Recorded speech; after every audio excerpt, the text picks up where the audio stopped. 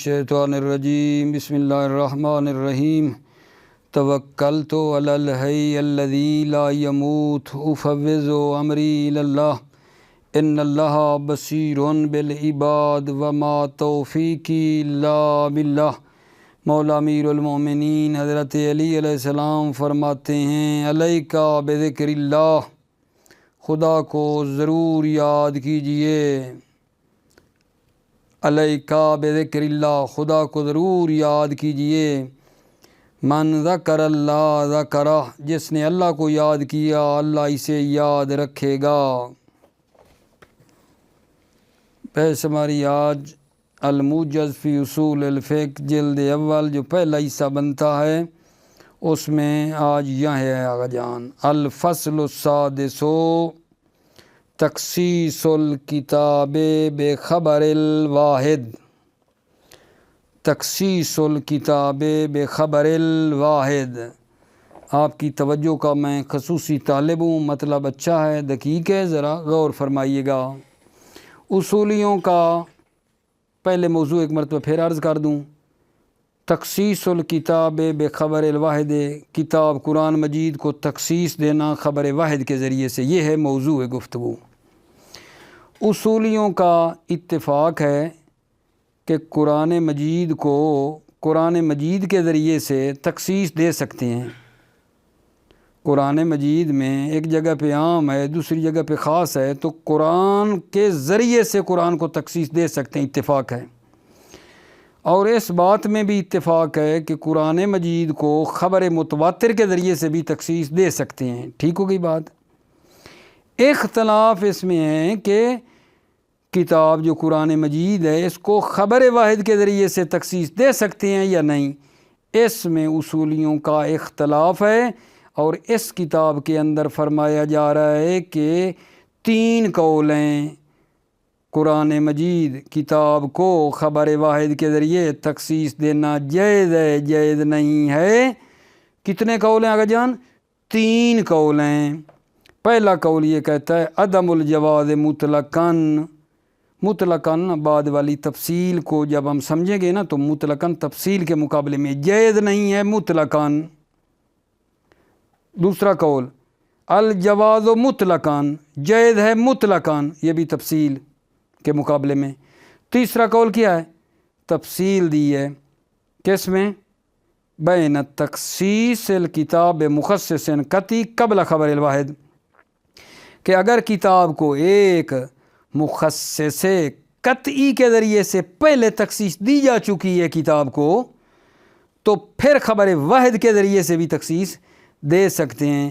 لیکن اگر اس کتاب کو قرآن کو مخصص قطعی کے ذریعے سے تخصیص پہلے نہیں دی ہے تو خبر واحد کے ذریعے بھی تخصیص دینا جائز نہیں ہے۔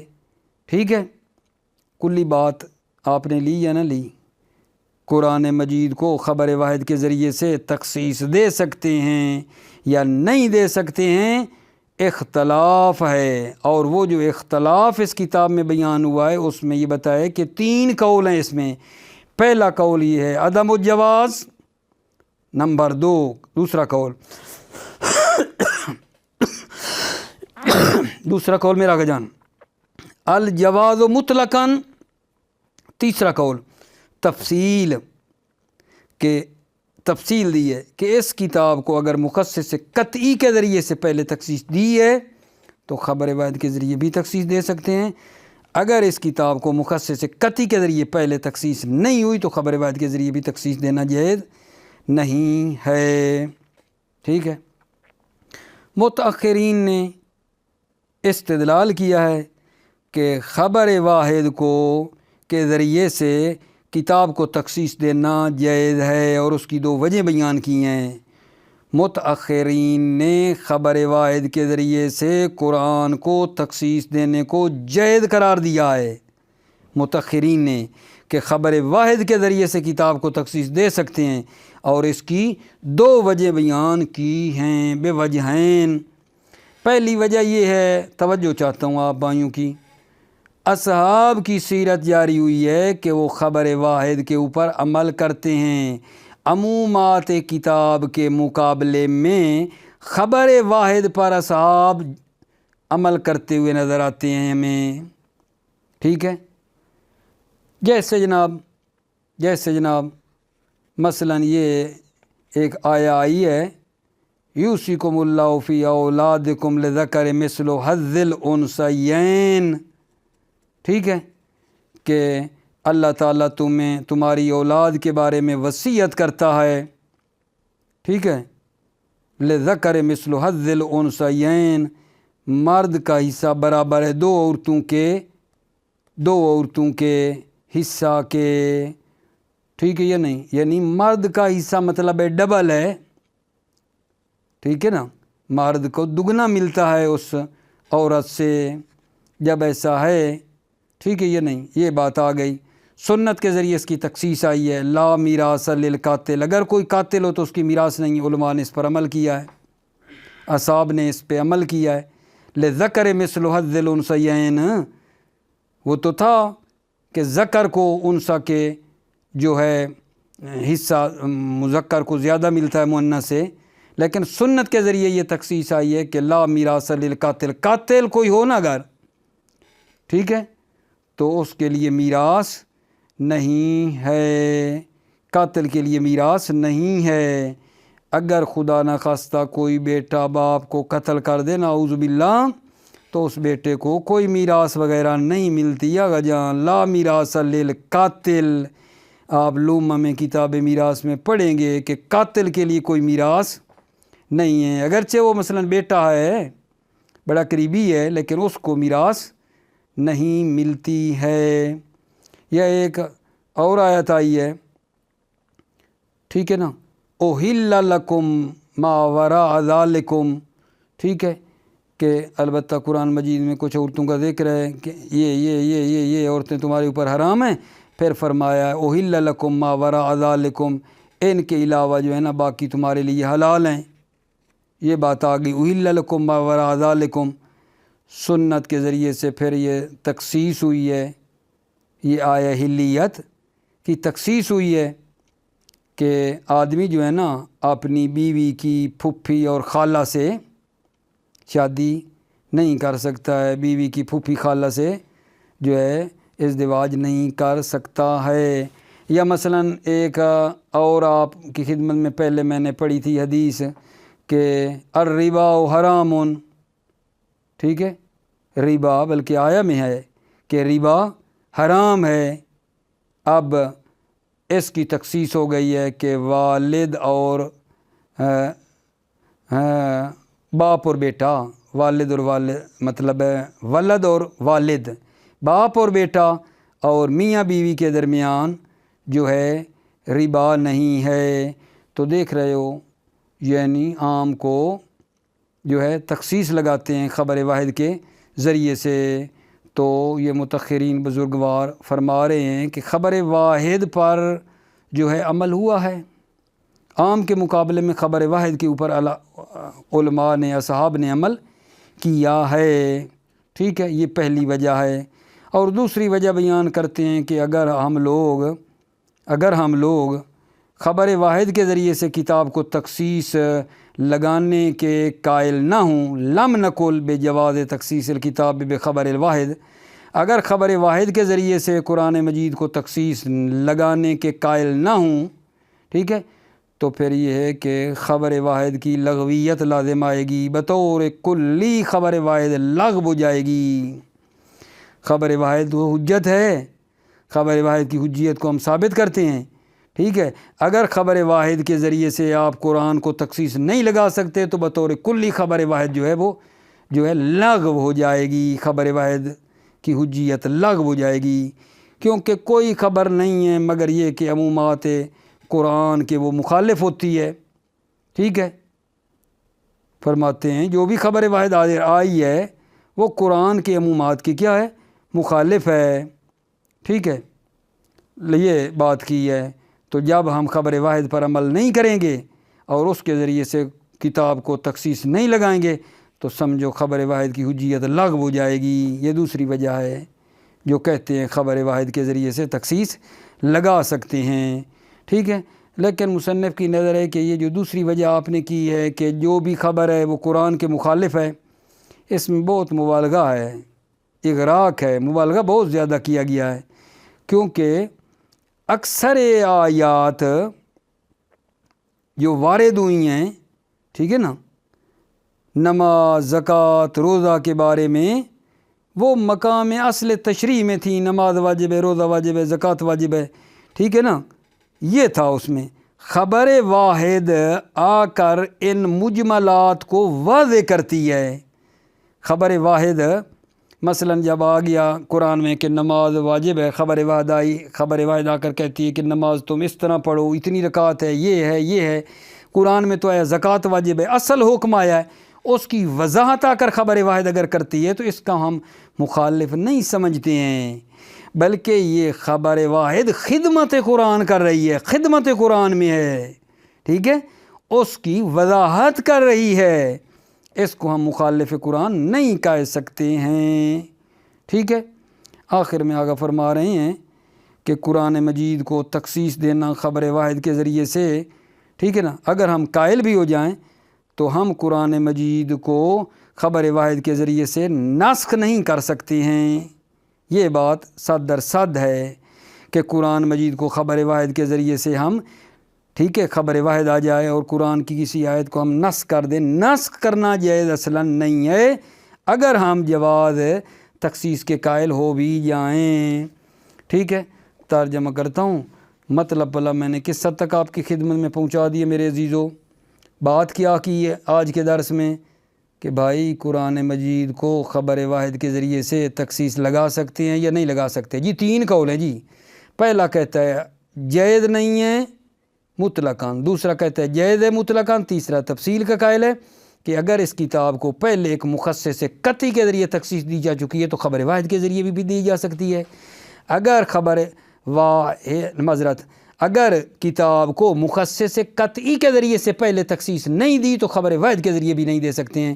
متأخرین نے کہا ہے کہ خبر واحد کے ذریعے سے کتاب کو تخصیص دے سکتے ہیں، 2 وجہیں بیان کی ہیں۔ ایک تو وجہ یہ بیان کی ہے کہ اصحاب نے خبر واحد پر عمل کیا ہے، عمومات قرآنی کے مقابلے میں عمل کیا ہے، ٹھیک ہے، ایک یہ وجہ بیان کی اور چند ایک مثالیں آپ کو میں نے دی تھیں، اور دوسری یہ بیان کی کہ اگر ہم لوگ خبر واحد کے ذریعے سے قرآن مجید کو تخصیص کے قائل نہ ہو جائیں تو خبر واحد کی لغویت لازم آتی ہے، پھر کوئی لغو ہو جائے گی، کیونکہ جو بھی خبر واحد ہے وہ عموم قرآن کے مخالف ہے، اس طرح تو پھر اس کی لغویت لازم آتی ہے۔ اس دوسری وجہ کو تھوڑا مصنف نے فرمایا ہے کہ انہوں نے اغراق کیا ہے، مبالغہ کر رہے ہیں کہ ہر خبر جناب قرآن کے مخالف ہے عمومات قرآنی کی، ایسا نہیں ہے قرآن میں، بلکہ اصل تشریح کا حکم آیا ہے اکثر آیات میں، نماز ہے، روزہ ہے، زکوٰۃ ہے، تشریح اصل تشریح بیان ہوئی ہے، اور اس کی جو وضاحت ہے خبر واحد نے آ کر کی ہے، اس مجمل کو مبین کی، ٹھیک ہے یہ نہیں، وہ جو مجمل تھا اس کو مبین کیا ہے، واضح کیا ہے اس کو، ٹھیک ہے۔ تو یہ جناب علی خبر واحد جو ہے وہ خدمت قرآن میں ہے، قرآن کی خدمت کر رہی ہے، ٹھیک ہے۔ آخر میں وہی بات کی کہ اگر ہم قائل ہوتے ہیں قرآن مجید کو تخصیص دے سکتے ہیں خبر واحد کے ذریعے سے، ٹھیک ہے، لیکن ہم خبر واحد کے ذریعے سے قرآن کو نسخ نہیں کر سکتے ہیں، ٹھیک ہے۔ توجہ کر لیں۔ بسم اللہ الرحمن الرحیم، توکلت علی اللہ حسبی اللہ۔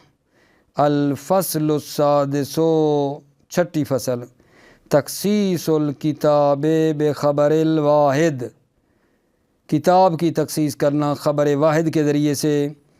اتفق الاصولیون علی جواز تخصیص الکتاب بالکتاب و تخصیصہ بالخبر المتواتر، اصولیوں نے اتفاق کیا ہے علی جواز تخصیص الکتاب بالکتاب، کتاب کو کتاب کے ذریعے تخصیص لگانا جائز ہے، و تخصیصہ بالخبر المتواتر، اور خبر کتاب کو خبر متواتر کے ذریعے بھی تخصیص لگانا جائز ہے۔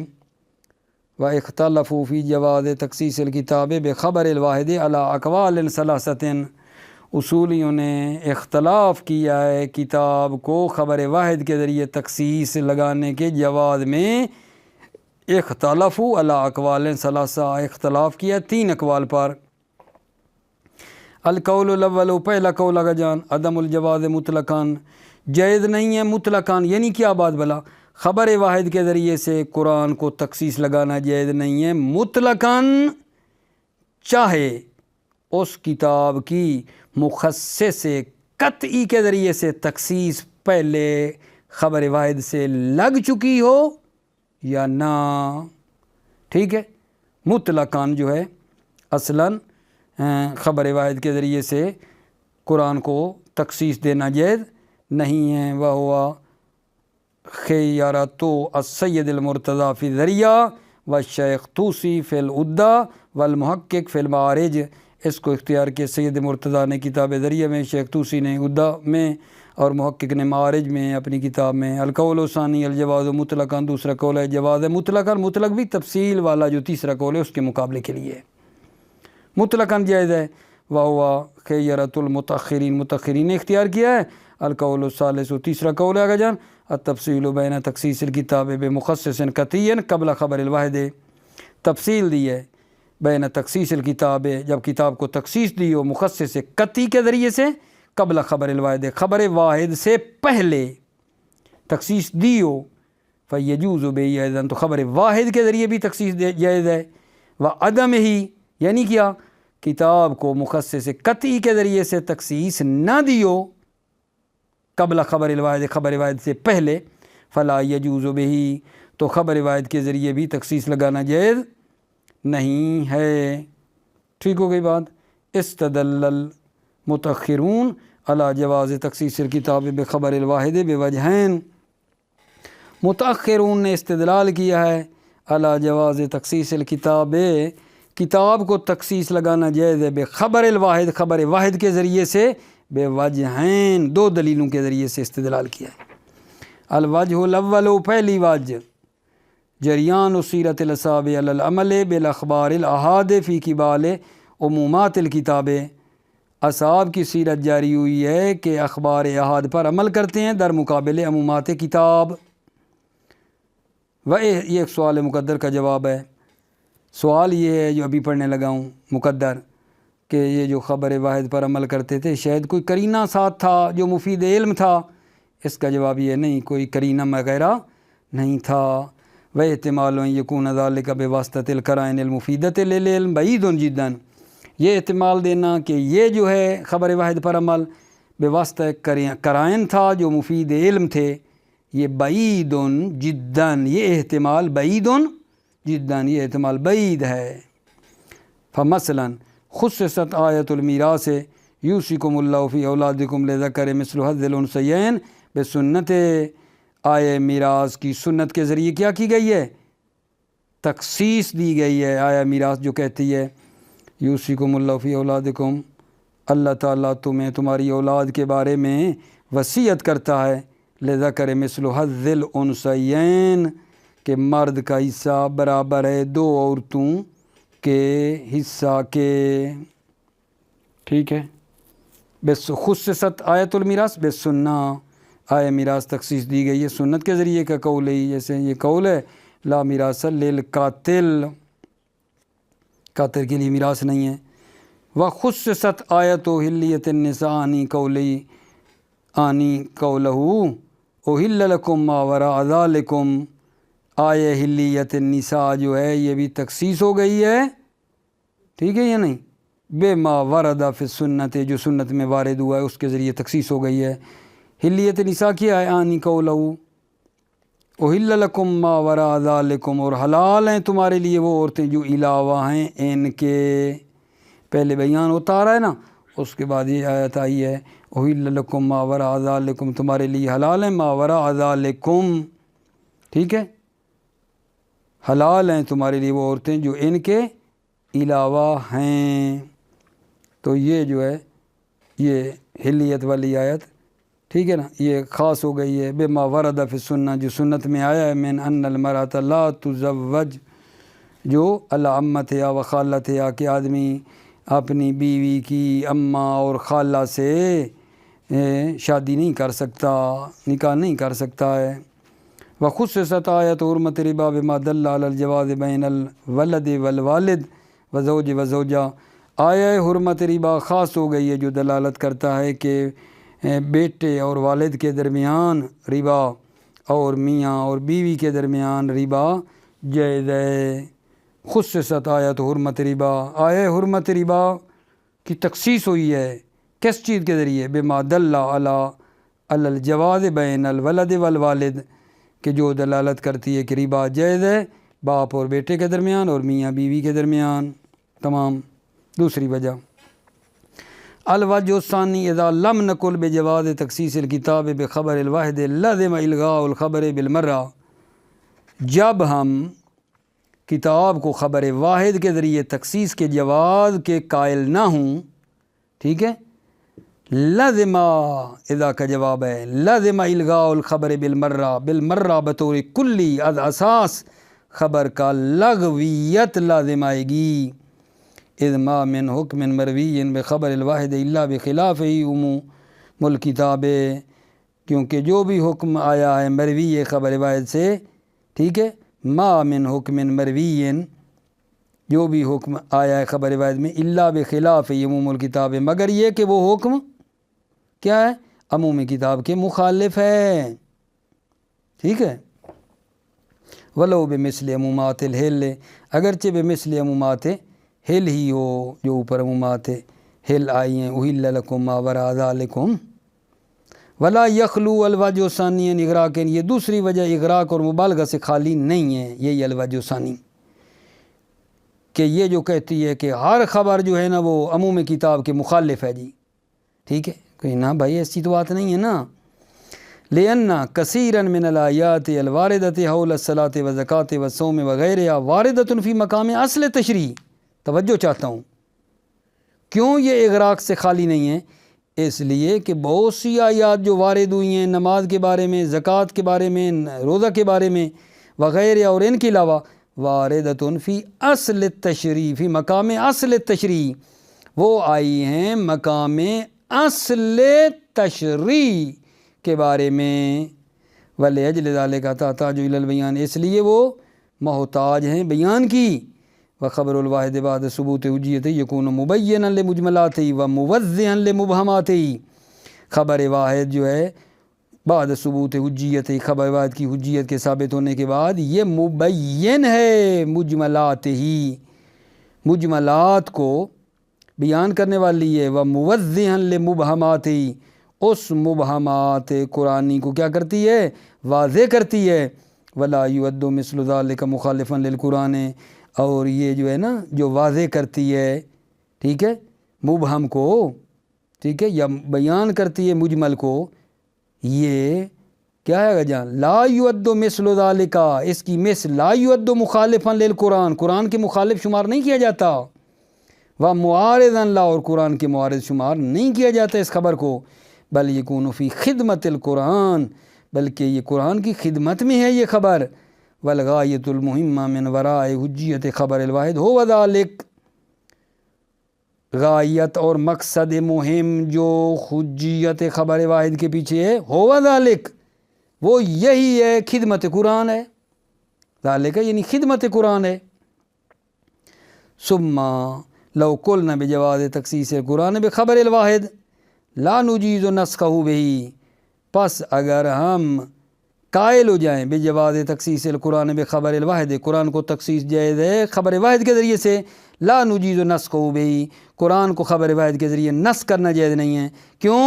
لأن الکتاب قطعی الثبوت، اس لیے کہ کتاب قطعی الثبوت ہے، وخبر الواحد ظنی الصدور، خبر واحد ظنی ہے، وکیف یصوغ نسخ القطعی بظنی، کیسے جائز ہے قطعی کو نسخ کریں ظنی کے ذریعے سے، خصوصاً اذا کان نسخ کلیاً، خصوصاً جب نسخ کلی ہو، لا جزیاً، جزی نہ ہو، بطور کلی ہو نسخ، اے رافعاً لحکم من رأسہ ہی، یعنی وہ حکم کو اٹھا رہی ہو من رأسہ ہی، سرے سے اساس سے حکم کو ہی وہ نسخ اٹھا رہی ہو، نسخ جزی نہ ہو، خصوصاً جب نسخ کلی ہو، تو کیسے آگا جان جائز ہے کیسے جائز ہے؟ لأن الکتاب قطعی و ثبوت، کتاب قطعی ہے و خبر الواحد ظنی ہے، فکیف یسوغ نسخ القطعی بظنی، کیسے جائز ہے قطعی کو نسخ کرنا جائز ہے ظنی کے ذریعے، خصوصاً جب نسخ کلی و نہ جزئی، یعنی رافع حکم و سیرے سے۔ بات آگا جان میری تمام ہو گئی۔ بات ہماری یہ تھی کہ قرآن مجید کو خبر واحد کے ذریعے تخصیص لگا سکتے ہیں یا نہیں لگا سکتے۔ 3 قول بن گئے۔ متأخرین علماء نے 2 دلیلیں دی ہیں کہ خبر واحد کے ذریعے سے قرآن کو تخصیص لگا سکتے ہیں۔ موفق مؤید رہیں۔ سلامتی ہو میرے عزیزوں کی۔ السلام علیکم ورحمۃ اللہ وبرکاتہ۔